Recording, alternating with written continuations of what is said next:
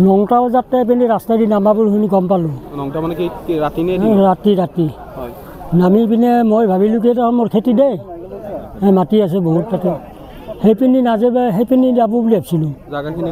জাগাখিনি কল্লাপাৰা বাকৰাপাৰা। হাতীকেইটা কেইটা হাতী আহিছিল? 4টা আহিছিল। এইফালে দি আহিছিল? সেইপিনি নামিছি এই ধপতলি নামি এনেকৈ দি আপোনাৰ এটা উঠিছিল হেপান্দি এটা তাৰমানে চাইডে দি গ'ল এটা আৰু হেপান্দি যায় এই আগেদি এটা এনেকৈ যায় তিনিটা লগ লাগি তাতে তাই সেই পুখুৰীটোৰ তাতে যুঁজিছি।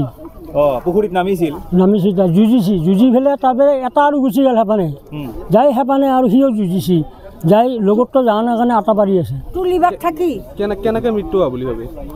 সেইটো চাৰ্ট ইলেক্ট্ৰিক তাৰ লাগিয়ে মানে শৰ্ট খাই মৰি পুখুৰীত পৰি গৈছে। সাধাৰণতে ৰাতিয়ে হৈছে। ৰাতি কেইটামান বজাত দিছে? ৰাতি প্ৰায় 12:30 মান। আপোনালোকে তেতিয়া গম পাইছিলে? তেতিয়া গম পাইছোঁ যাওঁতো গম জনাইছিলে নে? বন বিভাগক তেতিয়াই জনাইছিলে নে ৰাতি? নাই এইটোতো আহিয়ে থাকে বন বিভাগে দুবাৰ খেদি লৈ গ'ল এটাও নাই ঘূৰি আহিয়ে থাকে দেখোন। এইটো তাৰতো যিটো ইলেক্ট্ৰিকৰ তাৰ আছে এইটো চাপৰত আছিল নেকি? সেইটো দেখা পাই